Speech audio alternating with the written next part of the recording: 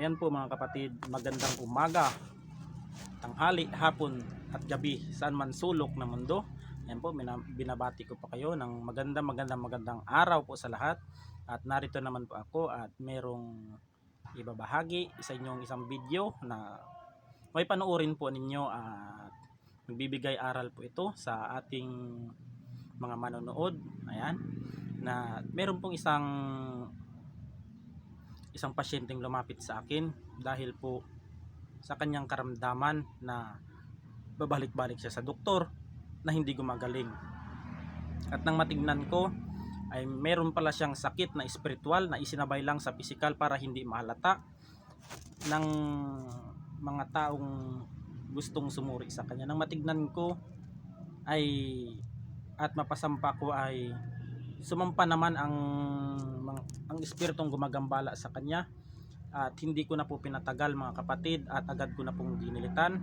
At baka hindi po kayanin ng pasyente ang ng kanyang physical na katawan at baka po siya ay mag-collapse at hindi na po bumalik sa ulirat, kaya di ko na po pinatagal. Dahil sa lakas ng nakalaban ko na yon na gumambala sa kanya ay talagang naputol po at nabali po yung pang-ipit ko.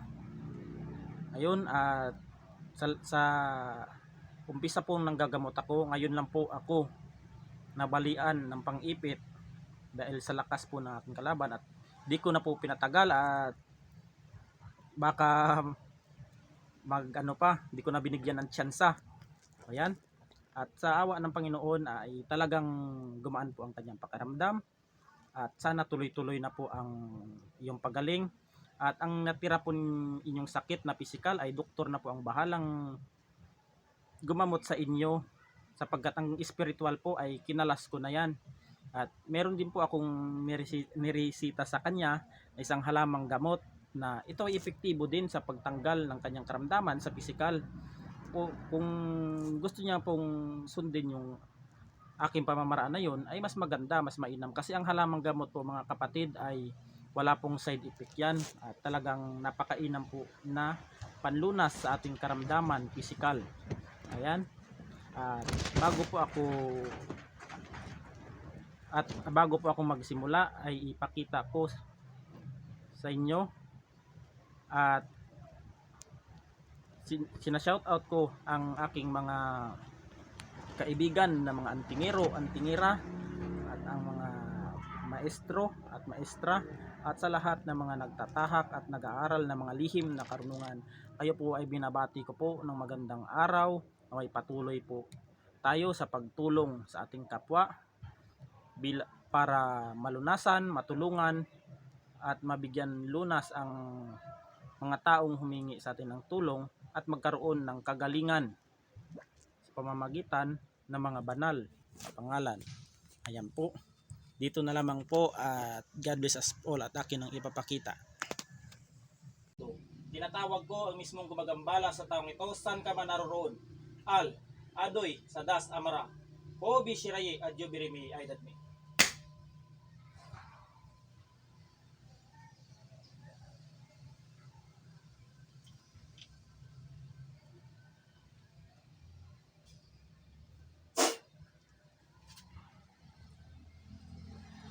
Jesus, Danak, Dalam, Dayos.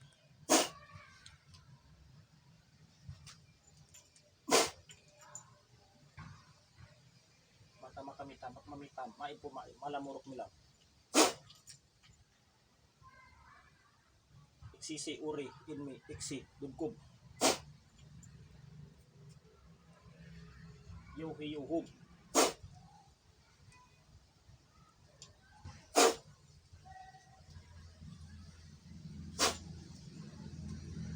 Baklas, tanggal.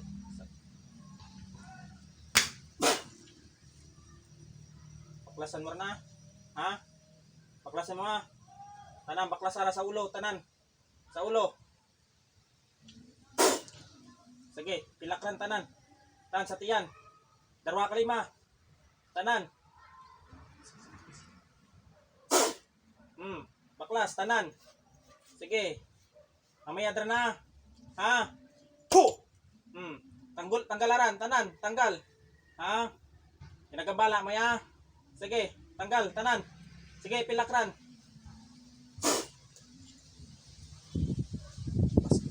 Sige, sige, pilak. Sige, pagpagaran tanan na. Sige, ipilak. Sige, tanan, pagpagran. Bakit, pangipit ba? Sige, sige. Sige, darwa harang kalima, pagpag, tanan.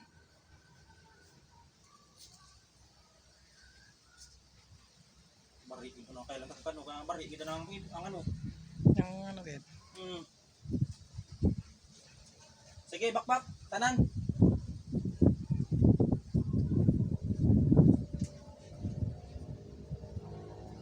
Grabe no. Sige.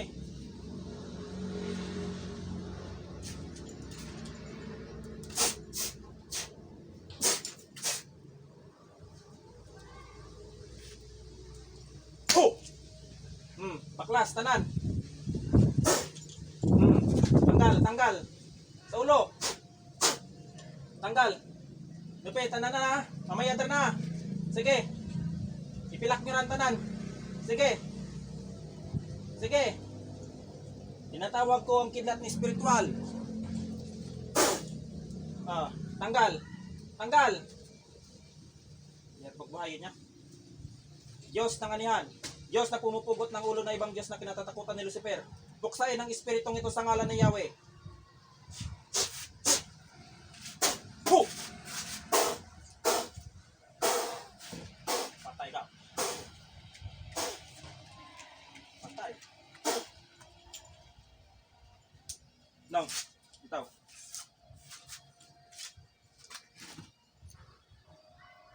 Iwan, sakit.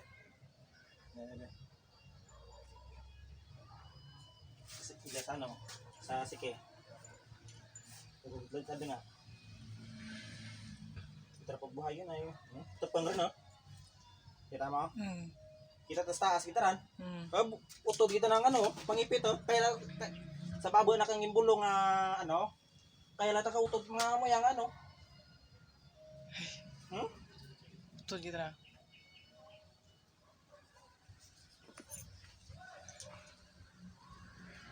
Papel lang kang ginipit sa imo karan. Ha? Awat daya, ang kapit pa siguro kung yakong iipit, oh. Sakit rin eh.